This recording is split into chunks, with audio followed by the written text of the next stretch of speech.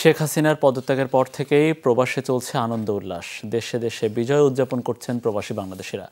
Asia থেকে Europe সব মহাদেশে শত শত মানুষ অংশ নিচ্ছেন বিজয় মিছিলে।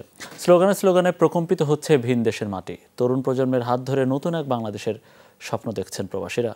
আমাদের বিভিন্ন দেশের সহকর্মীদের পাঠানো তথ্য ছবি নিয়ে ডেস্ক রিপোর্ট। শেখ হাসিনার পদত্যাগে বিশ্বের বিভিন্ন দেশে এখনো বিজয় মিছিল আয়োজন করছেন প্রবাসীরা। গণঅভ্যুত্থানে সশরীরে অংশ নিতে না পারলেও ঐতিহাসিক মুহূর্তকে স্মরণীয় করে রাখতে দেশে দেশে রাস্তায় নেমেছেন শত শত প্রবাসী।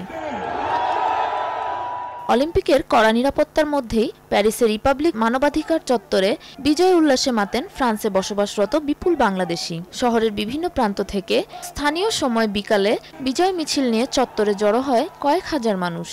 প্যারিসের রিপাবলিক চত্বরে হাজার হাজার ছাত্র জনতা এখানে আমরা সমবেত হয়েছে, মিষ্টি বিতরণ হয়েছে।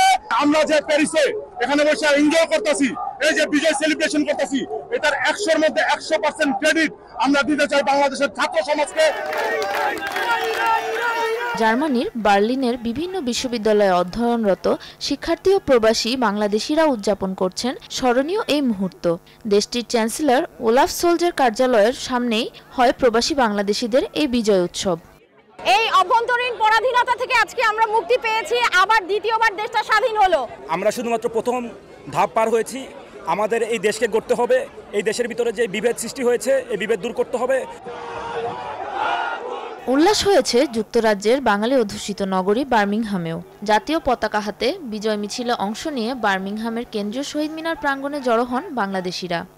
শেখ হাসিনাকে আন্তর্জাতিক আদালতে পদার্পণ করে আমাদের এই সংগ্রামের অব্যাহতি হবে। আমাদের ভাইরা তাদের তাজা রক্তগুলা দিছে, আমাদের মায়েরা তাদের সন্তানগুলা হারাইছে। স্বাধীনতার এই উল্লাসে শরিক হয়েছেন জাপানের প্রবাসীরাও। দেশটির হোক্কাইডো বিশ্ববিদ্যালয়ের শিক্ষার্থীদের উদ্যোগে উদযাপন করা হয় ঐতিহাসিক মুহূর্তকে। সমস্ত শহীদদের প্রতি আমরা বিনম্র শ্রদ্ধা জ্ঞাপন করতেছি। আমরা চাই আল্লাহ তাআলা তাদেরকে জান্নাতুল ফেরদৌস দান করুক। এর সাথে আরো চাই আমাদের দেশটা বেটার থেকে বেটার হবে। নতুন এক বাংলাদেশের স্বপ্ন দেখছেন প্রবাসীরা, যেখানে সুনিশ্চিত হবে মানুষের বাক স্বাধীনতা। বলছেন তরুণ প্রজন্মের হাত ধরেই বাস্তবে রূপ নেবে তাদের এই স্বপ্ন। সাবরিনা নুসরাত, যমুনা নিউজ।